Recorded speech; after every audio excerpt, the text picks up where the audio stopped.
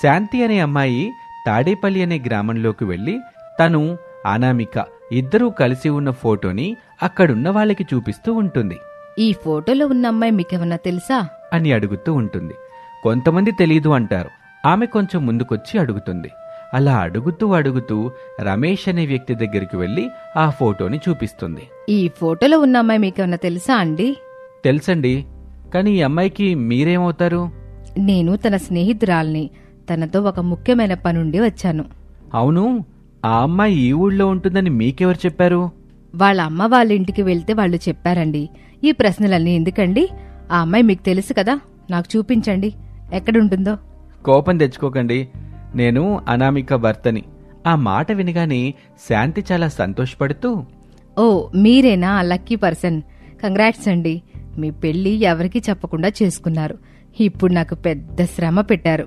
మేమేం శ్రమ పెట్టామండి, అసలేం జరిగింది? ముందు నన్ను ఇంటికి తీసుకెళ్ళండి, ఇంట్లో అన్ని విషయాలు మాట్లాడుకుందాం అని శాంతి అనటంతో అతను సరే అని ఆమెను ఇంటికి తీసుకుని వెళ్తాడు. అనామిక శాంతిని చూసి చాలా సంతోషిస్తుంది. ఏంటి శాంతి, నన్ను వెతుక్కుంటూ ఇంత దూరం వచ్చావా? లేదంటే ఏదైనా పని మీద వచ్చి ఇక్కడికి వచ్చావా? నాకంతా అయోమయంగా ఉంది. అసలు నేనేం మాట్లాడుతున్నానో కూడా నాకు అర్థం కావడం లేదు. సరే సరే, నువ్వు కొంచెం కూల్గా ఉండు. నేనైతే నీ కోసమే వచ్చాను. నీతో చాలా పెద్ద పనుండి వచ్చాను. కానీ అసలు నీ పెళ్లి ఎప్పుడు జరిగింది, ఎక్కడ, ఎందుకు అంటున్నారు? ఆ విషయం ఫస్ట్ నాకు చెప్పు. మాది ప్రేమ వివాహం ఏమి కాదు. మా అత్తగారు ఇష్టపూర్వకంగానే నన్ను కోడలుగా చేసుకున్నారు. కానీ అది చాలా పెద్ద కారణాల వలన పెళ్ళైన తర్వాత రోజు మా అత్తగారు ఆ పంతులు గారితో మాట్లాడడం నేను విన్నాను. అమ్మా, మీ అబ్బాయి జాతకం ప్రకారం ఒక పెద్దింటి అమ్మాయిని, నేను చెప్పిన రాశిలో పుట్టిన అమ్మాయిని పెళ్లి చేసుకుంటే అతనికి నిండు నూరేళ్ల పాటు ఆయుష్ ఉండడమే కాదు, అర్ధాయుష్తో ఆ అమ్మాయి చనిపోతుందని మీకు చెప్పిన వాళ్ళెవరు? మీ తమ్ముడు గారు చెప్పారు. అమ్మా, మా తమ్ముడు పొరపాటు పడ్డాడు. వేరెవరిదో జాతకం చెప్పబోయి ఈ అబ్బాయి జాతకం అనుకుని చెప్పాడు. ఈ విషయం నాకు పెళ్ళైన తర్వాత తెలిసింది. వాడే స్వయంగా ఫోన్ చేసి మరీ చెప్పాడు. అయ్యో, ఎంత పని జరిగిపోయిందండి. అనవసరంగా ఆ పేదింటి అమ్మాయిని చేసుకోవాల్సి వచ్చింది. ఇప్పుడేం చెయ్యాలి? ఇంక చేసేదేమీ లేదమ్మా, ఇద్దరి జాతకాలు కూడా బాగా కలిసిపోయాయి.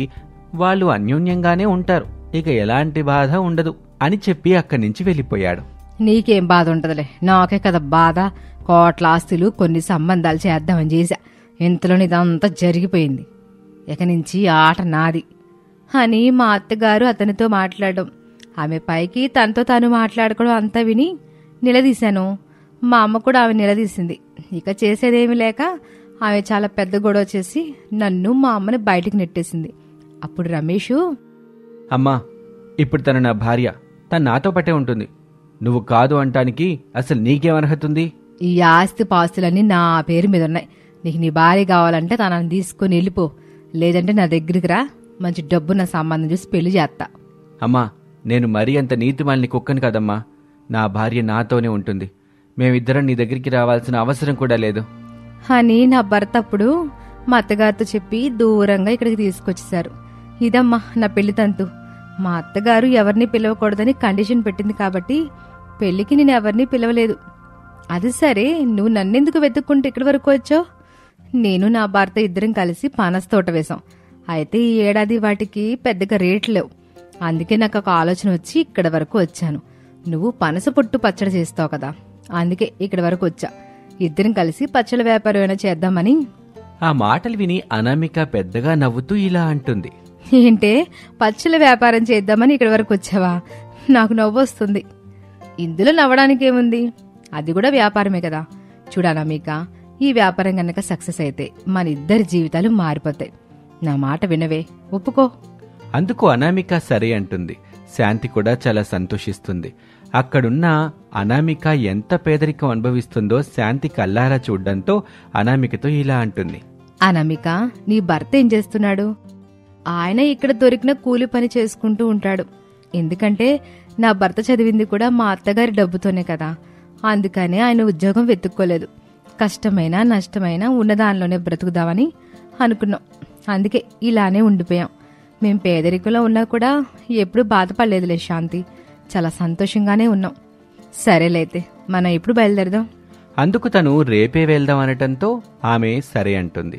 ముగ్గురు కలిసి శాంతి వాళ్ల పనస తోటకి వెళ్తారు. అందులో వాళ్ళకి కావాల్సిన కాయలన్నీ తీసుకొస్తారు.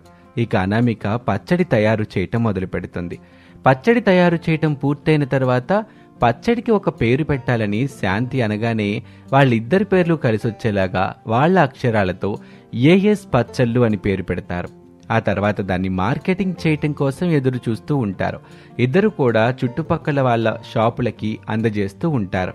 అప్పుడు ఒక సూపర్ మార్కెట్కి వెళ్తారు వాళ్ళు. అక్కడున్న అతనితో మాట్లాడుతూ, చూడండి, ఈ పచ్చళ్ళు చాలా రుచిగా ఉంటాయి. మేమే స్వయంగా హోమ్ మేడ్ పచ్చళ్ళు తయారు చేస్తున్నాం. పనస పొట్టు పచ్చడి చాలా రుచిగా ఉంటుంది.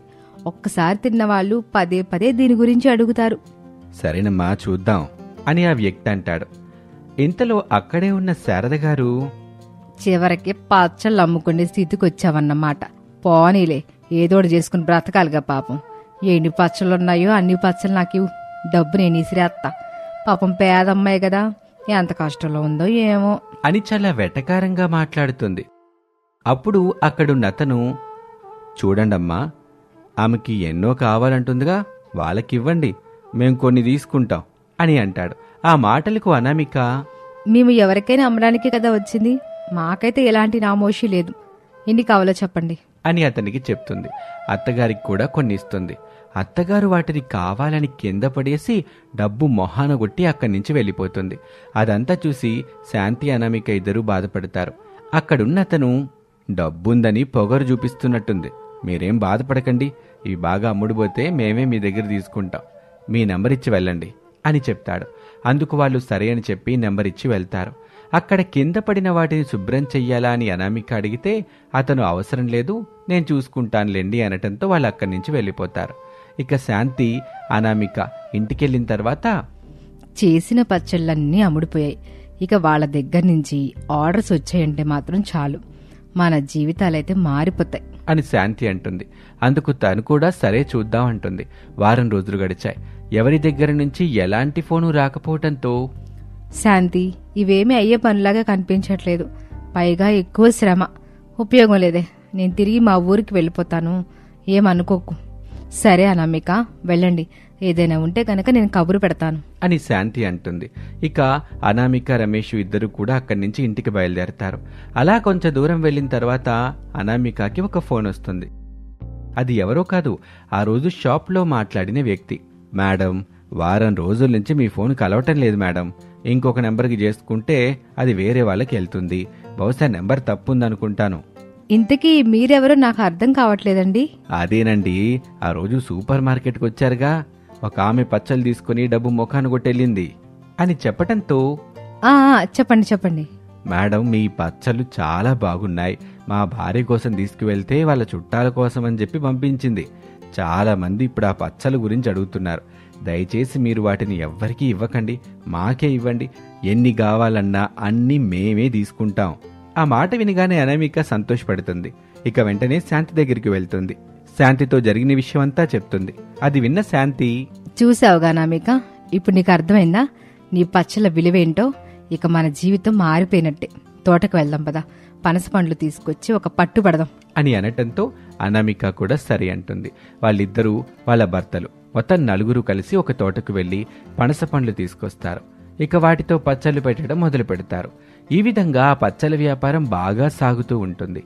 ఏఎస్ అనేది ఒక పెద్ద బ్రాండ్గా మారిపోతుంది. చూస్తూ ఉండగానే వాళ్ళు బాగా డబ్బు సంపాదిస్తారు. అదే ఊళ్ళో ఒక పెద్ద ఇంటిని కొనుక్కొని సంతోషంగా ఉంటారు. ఇక అనామిక తల్లిని కూడా అనామిక తన దగ్గరికే తెచ్చుకుంటుంది. విషయం తెలుసుకున్న శారద ఏమీ చేయలేక అలాగే ఉండిపోతుంది. ఏదేమైనా ఒక అవకాశంతో పేదరికంలో ఉన్న కోడలు అత్తగారి కంటే డబ్బున్నదిగా మారి అత్తగారిని తల దించుకునేలా చేసింది. అనామిక విజయం తెలుసుకున్న మావగారు ప్రసాదు అత్తగారితో, చూశావంటే, తనని దన్నేవాడుంటే వాడి తలని దన్నేవాడు ఒకడుంటాడని పెద్దవాళ్ళు ఊరికే చెప్పల. ఆ రోజు గొడవపడి బయటికి పంపించిన నీ కోళ్ళు ఇప్పుడు కోటీశ్వరరాలు. మనకంటే డబ్బుంది వాళ్ళకిప్పుడు, ఏమనిపిస్తుంది అని పెద్దగా నవ్వుతాడు. ఆ మాటకి ఆమె కోపంగా అక్కడి నుంచి వెళ్ళిపోతుంది. అత్తగారికి బుద్ధొస్తుంది, కానీ ఒక్క అడుగు మాత్రం తగ్గదు. వాళ్ళని ఇంటికి కూడా పిలవదు, తన పాటికి తానుంటుంది. అనామిక వాళ్ళు వాళ్ళ పాటికి వాళ్ళు వ్యాపారం చేసుకుంటూ ఉంటారు. ఇలాంటి మంచి మంచి కథల కోసం మా ఛానల్ని సబ్స్క్రైబ్ చేయండి, లైక్ చేయండి, షేర్ చేయండి. Thank you for watching. ఒకరోజు ఉదయాన్నే అనామిక ఇంటి ముందు ముగ్గేస్తూ ఉంటుంది. ఇంతలో ఎదురింటి నుంచి తన తోటి కోడలు అవని బయటకొచ్చి, కూలర్ బదులు ఫ్రిడ్జ్ తీసుకురమ్మని చెప్పా, వీడేంటి ఇంకా రాలేదు అని కావాలనే అనామికకి వినిపించేలాగా అరుస్తూ ఉంటుంది. అనామిక వాటిని పట్టించుకోకుండా తన పని తాను చేసుకుంటూ ఉంటుంది. ఇంతలో అవని దగ్గర పనిచేసే రంగయ్య ఒక వ్యాన్లో ఏసీ, పెద్ద ఫ్రిడ్జు రెండూ తీసుకొని వస్తాడు. అతను వస్తూనే, అమ్మాయి గారు 1+1 ఆఫర్ అంట అమ్మాయి గారు, అందుకే 2 తీసుకొచ్చేసాను. మంచి పని చేసావు రంగయ్య, ఫ్రిడ్జ్ కూడా మార్చాలనుకున్నా, 1+1 ఆఫర్లు వచ్చేసిందిగా, చాలే ఇంకా అవన్నీ లోపల పెట్టు. అన్నట్టు గ్రైండర్ పాడైపోయిందిరా, ఒక గ్రైండరు, అలాగే అంట్లు కడగడానికి కూడా కొత్తగా ఏదో వచ్చిందంట కదా, అది కూడా తీసుకునిరా. ఇల్లు శుభ్రం చేయడానికి వ్యాక్యూమ్ క్లీనర్ కూడా తీసుకునిరా. అన్నీ తీసుకొస్తాను అమ్మాయి గారు, ముందు లోపల పెట్టనివ్వండి. అందుకు అవని సరే అంటుంది. అతను ఆ 2 వస్తువులు ఒకదాని తర్వాత ఒకటి లోపల పెడతాడు. అనామిక తన పని ముగించుకొని ఇంట్లోకి వెళ్తుంది. ఇంతలో అత్తగారు శారద అనామికతో ఇలా అంటుంది, ఏమంటుంది మీ తోటికోళ్ళో? ఏమంటుంది అత్తయ్య, లాటరీలో వచ్చిన ₹1,00,00,000 ఖర్చు పెట్టాలి కదా, అందుకే కొత్త సామాన్లు అన్నీ తీసుకొచ్చి నన్ను ఎక్కిరించడానికి రంగయ్య ముందు పెద్ద పెద్దగా గొప్పలు చెప్తుంది. ఏ ముహూర్తంలో లాటరీలో కొందో గాని సరిగ్గా ఎండాకాలం వచ్చినప్పుడే తన పంట పండింది. ఆ లాటరీ అమ్మేవాడు గనక ఇటు వస్తే, నువ్వు కూడా కొన్ని లాటరీలు తీసుకో, మనకు డబ్బులు వస్తే మన ఇంట్లోకి అన్ని తెచ్చుకోవచ్చు. అందుకు ఆమె సరే అంటుంది. అలా రోజులు గడుస్తూ ఉంటాయి. ఎండలు ఎక్కువగా ఉండటంతో అనామిక, శారద, ప్రసాదు, ఇక వాళ్ళ 3 పిల్లలు ఆ ఇంట్లో వేడికి తట్టుకోలేక ఇబ్బంది పడుతూ ఉంటారు. అప్పుడే హరీషు అనామికతో ఇలా అంటాడు, అమ్మా నేను నీటి తొట్టులో వెళ్ళి కాసేపు కూర్చుంటా అమ్మా, నా వల్ల అవడం లేదు అని అనామికతో చెప్పి పరిగెత్తుకుంటూ ఇంటెదురున్న నీటి తొట్టులో కూర్చుంటాడు. దానిని చూసిన తన చెల్లెళ్ళిద్దరూ నవ్య, భవ్య కూడా అదే తొట్టెలో కూర్చుంటారు. అబ్బా నీళ్లు చల్లగా ఉంటాయనుకుంటే ఈ ఎండలకి నీళ్లు కూడా బాగా వేడెక్కిపోయి ఉన్నాయి, ఏం చేయాలో అర్థం కావట్లేదు. అన్నయ్య నా దగ్గర మంచి ఆలోచన ఉంది, పిన్ని వాళ్ళ ఇంట్లో కొత్త ఏసీ తీసుకున్నారంట, మనందరం అమ్మ వాళ్ళకి తెలియకుండా చల్లగా ఏసీలో పడుకోవచ్చు. అందుకు హరీష్ సరే అంటాడు. ఇక అందరూ కూడా తడిచిన బట్టలతోనే పరిగెత్తుకుంటూ అవని వాళ్ళ ఇంటికెళ్ళి తలుపు కొడతారు. అవని తలుపు తీస్తుంది. ఎదురుగా పిల్లల్ని చూస్తుంది. ఏంటి పిల్లలు, మీ 3 ఇక్కడికి వచ్చారు, పైగా బట్టలు మొత్తం తడిచిపోయి ఉన్నాయి, ఏం చేశారు? పిన్ని ఇంట్లో చాలా వేడిగా ఉంది, అందుకే నీటి తొట్టులో కూర్చున్నాం, అక్కడ నీళ్లు బాగా వేడిగా ఉన్నాయి, కొంచెంసేపు ఇంట్లో ఏసీలో ఉండొచ్చా? ఏం అవసరం లేదు, మాకు డబ్బు లేదని, నా భర్త పనిచేయడం లేదని బాగానే మమ్మల్ని తిట్టి బయటికి నెట్టారు కదా, ఇప్పుడు మా అవసరం వచ్చిందా? నేను మిమ్మల్ని ఇంట్లోకి రానివ్వను, మర్యాదగా వెళ్ళిపోండి అని చాలా కఠినంగా మాట్లాడి ముఖం మీదే తలుపేసేస్తుంది. ఆ మాటలకి వాళ్ళు చాలా బాధపడతారు. అక్కడి నుంచి ఏడుస్తూ ఇంటికి తిరిగి వచ్చేస్తారు. అప్పటికే అక్కడ జరిగిందంతా అనామిక, శారద ఇద్దరూ చూస్తారు. అది చూసి, మిమ్మల్ని ఎవరు అక్కడికి వెళ్ళమన్నది అని అనామిక కోపంగా పిల్లల్ని కొడుతూ ఉంటుంది. కానీ మధ్యలో శారద అడ్డుకుంటుంది. పిచ్చిగాని పట్టింది అనామిక, పెద్దవాళ్ళం, మనమే ఏడికి తట్టుకోలేకపోతున్నాం, వాళ్ళు చిన్నపిల్లలు, అందుకే వాళ్ళ ఇంటికి వెళ్ళారు, తప్ప వాళ్ళది కాదు కదా, బాగా డబ్బుందన్న పొగరున్నా అవనిది అంటూ అనామికాని తిట్టి పిల్లల్ని లోపలికి తీసుకుని వెళ్తుంది. ఇక లోపలి ఉన్న రమేష్, ఏం జరిగిందమ్మా, ఎందుకు పిల్లలు ఇలా ఏడుస్తున్నారు? శారద జరిగిన విషయం అంతా చెప్తుంది. శారద మాటలు విన్న రమేషు, బళ్ళు ఓడలు, ఓడలు బళ్ళు అవుతాయంటే ఇదే అనుకుంటా, మహేష్కి ఉద్యోగం పోయిందని మీ అత్త కోడలిద్దరు కూడా అవనిని చాలా తక్కువగా మాట్లాడేవాళ్ళు, మహేష్ని చాలా చిన్న చూపు చూశారు. ఇప్పుడు వాళ్ళు మంచి స్థాయిలో ఉన్నారు, మహేష్ వ్యాపారం కూడా బాగా సాగుతుంది, ఇప్పుడు వాళ్ళు బాగా డబ్బున్న వాళ్ళు అయిపోయారు, వాళ్ళకున్న కడుపు మంటకి ఇలా అంటంలో తప్పేమీ లేదులే. ఏంటి అట్టా మాట్లాడుతున్నావు?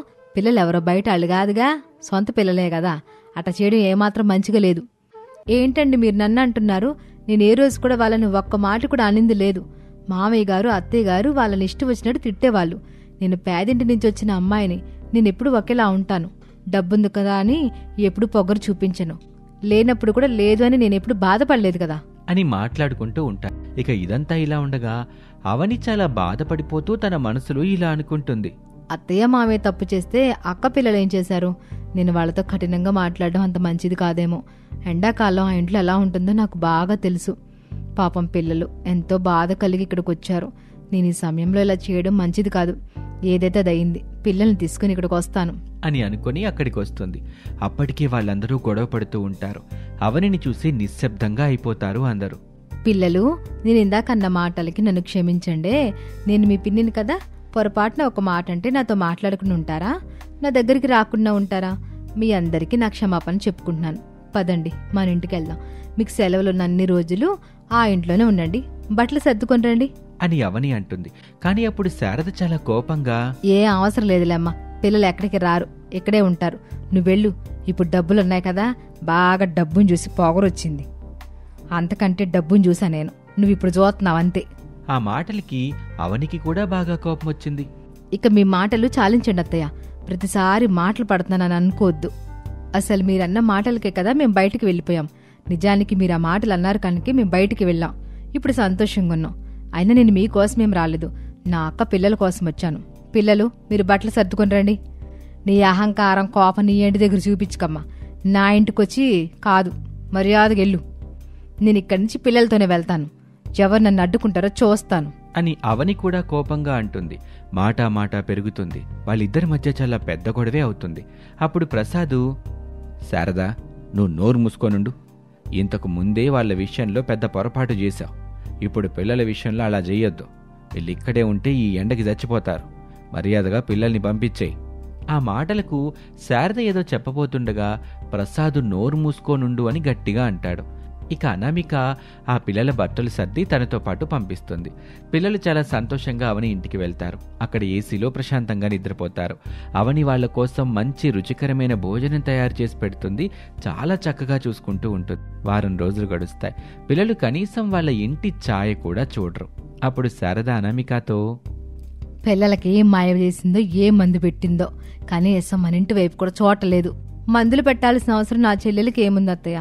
తనెప్పుడూ అందరితో ప్రేమగానే ఉంటుంది. సొంత కొడుకని కూడా లేకుండా మీరే మహేష్ని ఆడిపోసుకుని బయటికి పంపించారు. కట్టుకున్న పెళ్ళాం కనుక అవని బయటికి వెళ్ళిపోయింది. అబ్బో, నీ పిల్లల్ని తీసుకెళ్ళిందని మీ చెల్లిని బాగా వెనకేసుకొస్తున్నావుగా. నేను అన్నదానిలో నిజమే ఉంది, కానీ అబద్ధం లేదు కదా అత్తయ్య.